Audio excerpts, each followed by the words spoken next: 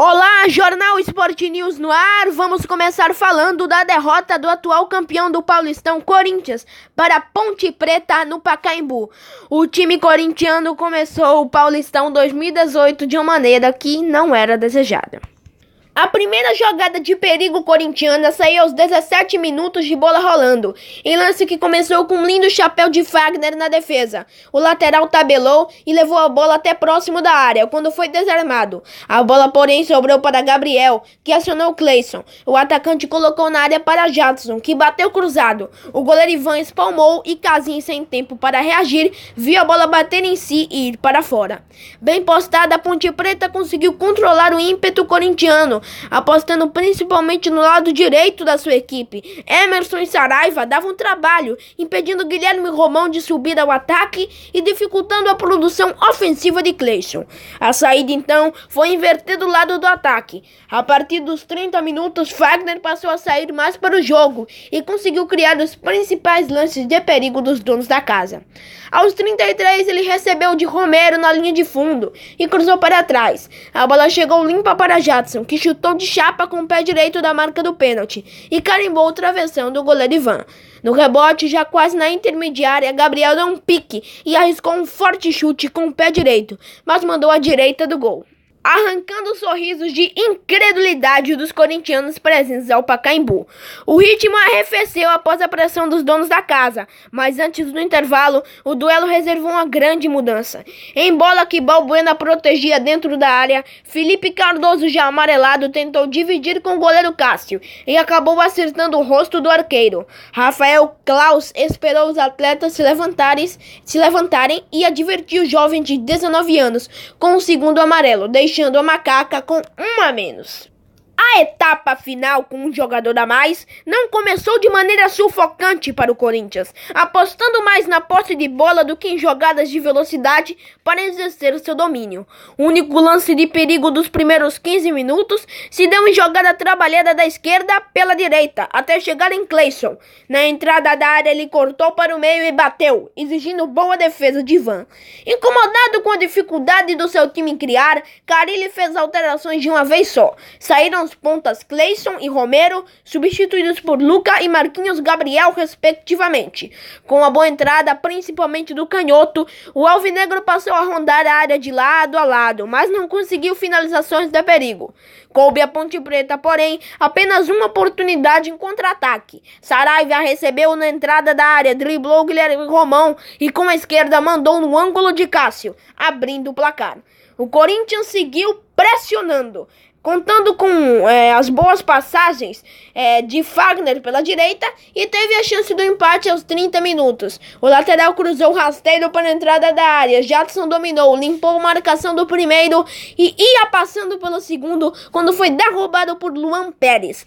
Pênalti que ele próprio cobrou, fugindo do seu canto de segurança, alto na esquerda. O camisa 10 tentou mandar rasteiro na direita, mas o goleiro Ivan encaixou. Eu já disse, o Jadson não é bom batedor de pênaltis. Todo mundo sabe isso. E por que botar nele para bater? Eu não entendo certas coisas. Os donos da casa seguiram com forte pressão diante de uma equipe cada vez mais confiante, agora auxiliada pela boa fase do arqueiro. O Timão chegou a ameaçar em algumas oportunidades, a melhor delas em um chute de fora da área de Marquinhos Gabriel. Ivan, fechando sua noite, conseguiu importante defesa para selar o triunfo. Guilherme Romão, já no fim, ainda foi expulso. Que vergonha pro Corinthians, hein? Realmente o Corinthians não começou bem a temporada oficial de 2018. Eu acho que todo mundo sabe que o Jadson não é batedor de pênaltis de qualidade. Ele não bate bem pênalti. E por que botar pra bater? Já tinha errado um pênalti ano passado. Eu me lembro muito bem na Copa do Brasil, que decisão por pênaltis, o Corinthians passou, mas ele errou um pênalti lá, eu não me engano, né? Vamos lá, o árbitro foi Rafael Claus, auxiliado por Emerson Augusto de Carvalho e Alex Ang Ribeiro. público no Pacaembu, 19.622 pagantes, para a renda de R$ 677.597,50. Cartões amarelos foram para Guilherme Romão, Jadson, Luan Pérez, Guilherme Romão e Jadson do Corinthians, Luan Pérez, Felipe Cardoso e Silvinho da Ponte Preta. Cartões vermelhos, Guilherme Romão do Corinthians e Felipe Cardoso da Ponte Preta. Gols, foi só um, né? Da Ponte Preta, Saraiva aos 24 do segundo tempo. Mas não foi só o Corinthians de grande que estreou no Paulistão com o pé na lama e caiu do cavalo, não. Em Sorocaba, o São Paulo levou uma lapada com o time todo reserva. Quase todo reserva, pelo menos. Do São Bento, perdeu por 2-0. São Paulo começou ligeiramente melhor e chegou a ter 60% da posse da bola durante os 15 minutos. No entanto, com muitos erros no último passe, o time da capital não aproveitou o domínio para criar chances de gol. Com o jogo truncado e faltoso, o primeiro lance de perigo só foi acontecer aos 30 minutos, quando o volante Fábio Bahia desviou o cruzamento e exigiu defesa de Sidão. O único ataque de relativo perigo do tricolor na primeira etapa se deu através de um contra-ataque que terminou com um chute forte de Bissoli, que mandou para fora. Aos 45 minutos, Sidão realizou grande defesa encabeçada queima-roupa de Léo Itaperuna. O lance, contudo, foi invalidado pelo auxiliar, que alegou impedimento do meio do São Bento. Na etapa complementar, justamente quando o São Paulo era superior na partida, os mandantes abriram o placar. Aos 23 minutos, Michael Suel foi desarmado, Regis cruzou da linha de fundo pela direita e o atacante Anderson Cavalo, que havia acabado de entrar, testou para a rede. No lance seguinte, após uma boa trama pela direita, Bissoli girou e bateu rasteiro, mas o goleiro Rodrigo Viana, atento, caiu para espalmar e evitar empate tricolor. Dorival Júnior então promoveu as entradas de Brenner e Marcos Guilherme nos lugares de Michael Suel e Araruna. Marquinhos Cipriano já havia sido acionado. As alterações, entretanto, não surtiram efeito. Para piorar, aos 40 minutos em jogada ensaiada em cobrança de falta, o veterano lateral esquerdo Marcelo Cordeiro rolou para o meia Maicon Souza, que posicionado junto à bola girou e mandou no ângulo, surpreendendo a barreira e o goleiro Sidão.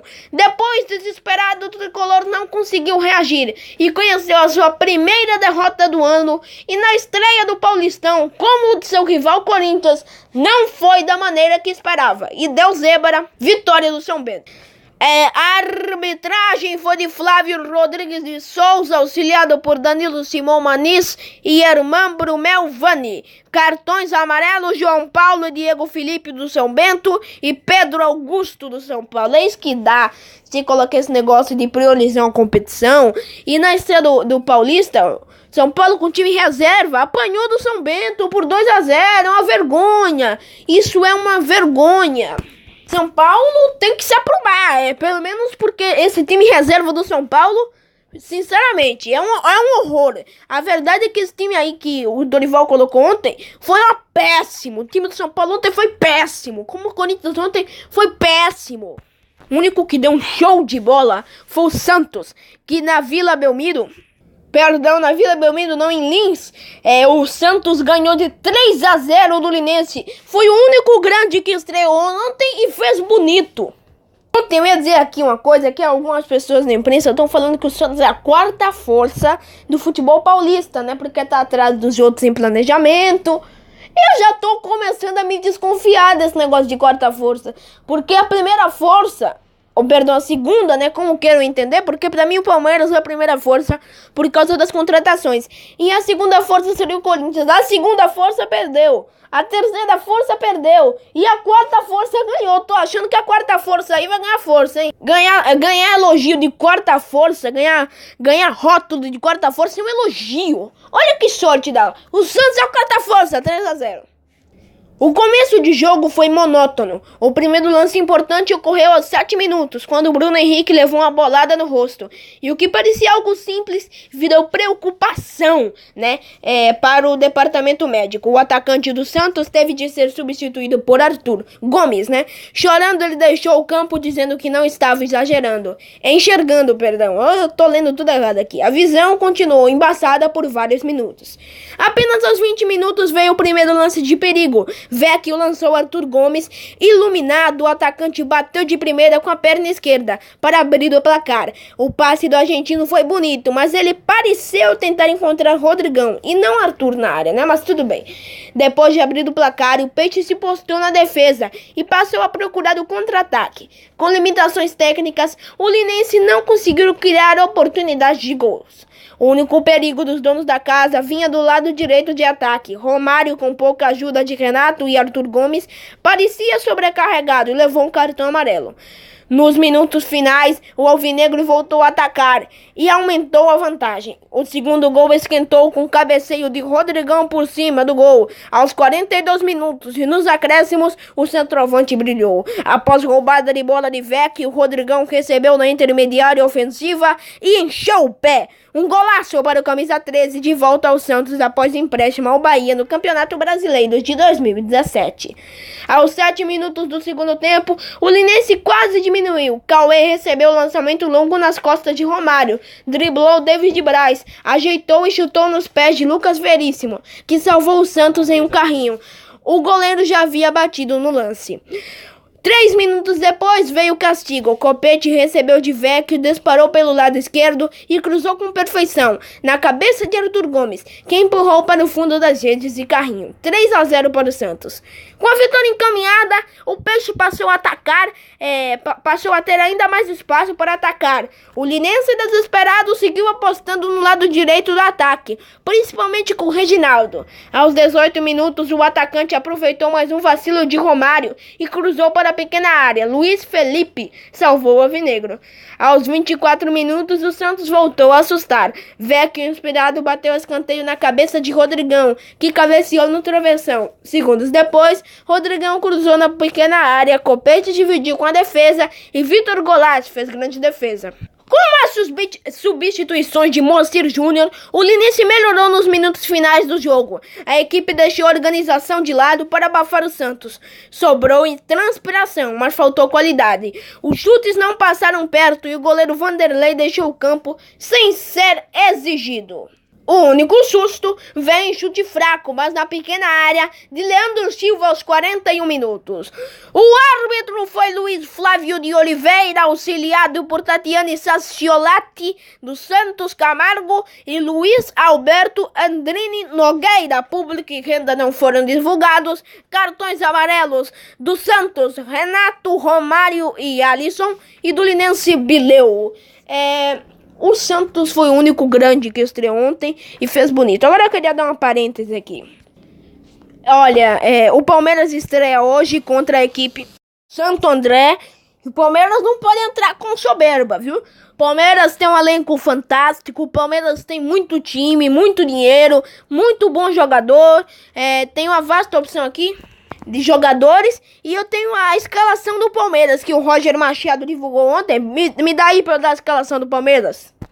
Jailson no gol, Vitor Luiz, Marcos Rocha, Thiago Martins e Antônio Carlos, Felipe Melo, Tietê, Dudu, Lucas Lima, William e na frente o Borja. É uma escalação que eu acho que o Roger Machado ainda tem muitas opções aí, e eu acho que essa equipe não vai ser a equipe titular. Eu acho que ali vai ter uma grande briga entre o Lucas Lima e o Gustavo Scarpa. Então ali vai depender do rendimento de cada um. Eu acho que os dois vão protagonizar sim uma briga muito acirrada, porque são dois meias muito bons.